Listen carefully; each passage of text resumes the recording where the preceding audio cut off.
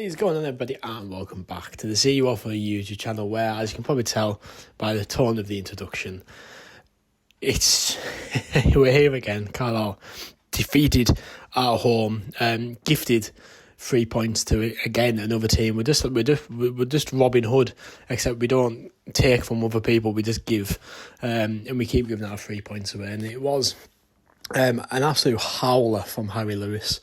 Which is give Cheltenham the 3 points with a 1-0 victory. Here at Brunton Park, of course, last time Cheltenham were Brunton Park, Thomas Hawley had a howler and give them the points, and we've repeated the feat today again, giving them 3 points, giving them a goal, really, and again, there's no challenge, no penetration with the forward pass, and I thought the tactics looked abysmal today. 1 minute we're playing it from the back, the next minute we're hoofing it long. We don't have the players in the side to be able to do the things that he was wanting to do. That was very clear today. Luke Armstrong, I think he is a fantastic League Two player. You know, we've seen he can be a fantastic League Two player. However, he's not a solo striker, and he needs someone to work off. I don't even know what formation we were playing at times, to be honest.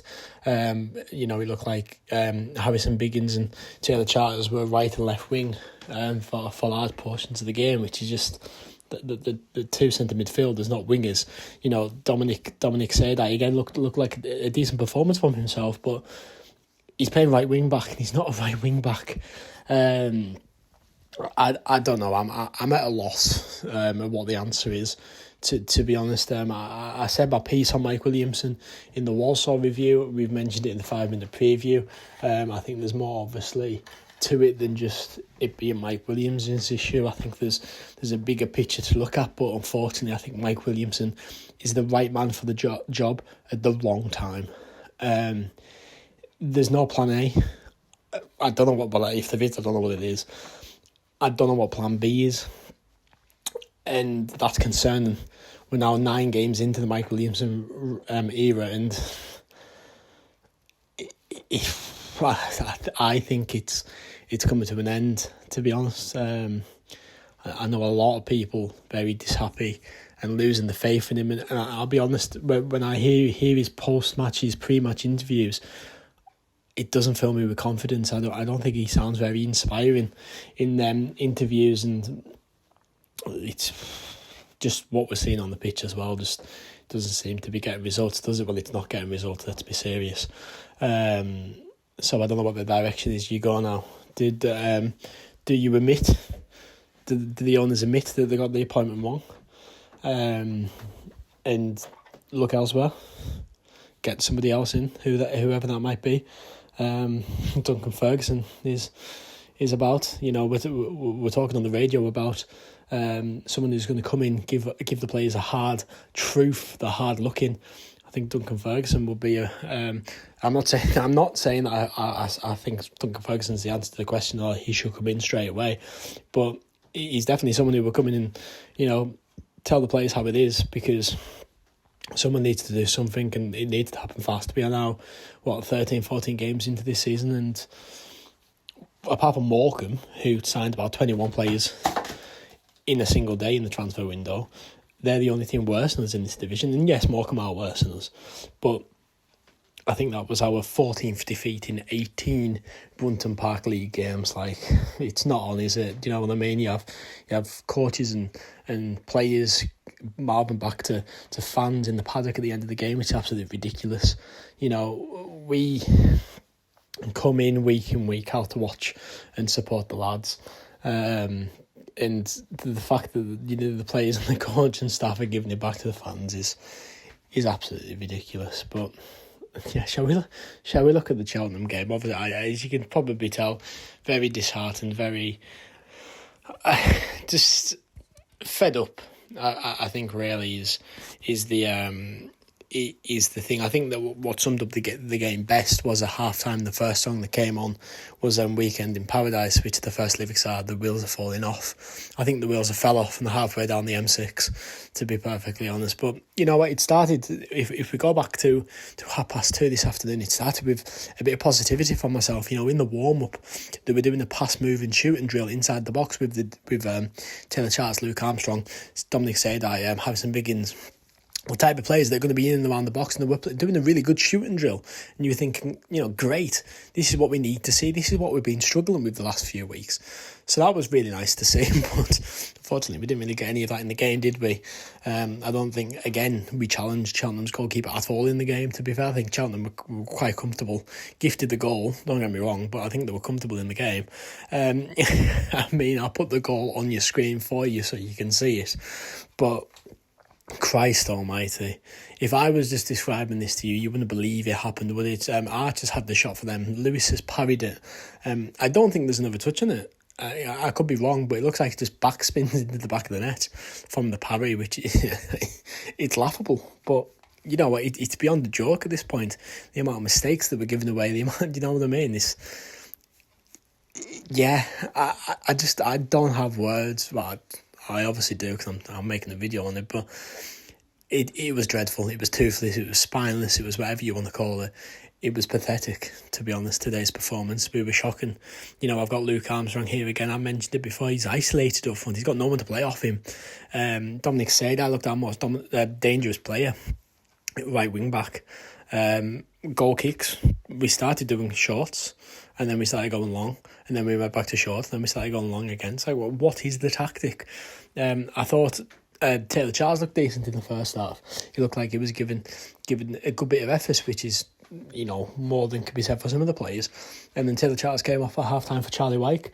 Like, all right, I'm looking at this optimistically. Charlie Wyke next to Luke Armstrong. It's a partnership that we wanted to see. And Luke Armstrong's finally got someone to play next to him. Unfortunately, Charlie Wyke does go down with an injury, and I hope everything's okay with Charlie there. So best wishes to Charlie and everything. I hope it isn't too serious. Didn't look good. The reaction of the players, I think, speaks for itself. But I thought then Wyke will come off. You bring Tyler Berry on, but instead we've got three substitutes. We've got Tyler Berry coming on. We've got John Mellish coming on. I can't remember the third one, but we made three substitutes at once. And then it looked like we went back to the same formation we were doing in the first half. Tyler Berry came out as a winger instead of being a striker. Now, on Tyler Berry, I've never seen him, of course, until he's played in the Carlisle shirt. I don't think he looks match fit. But it's strange because 1 minute he's on the ball and his dribbling ability seems absolutely brilliant. And he seems like a real good player if you can get the minutes into him and stuff.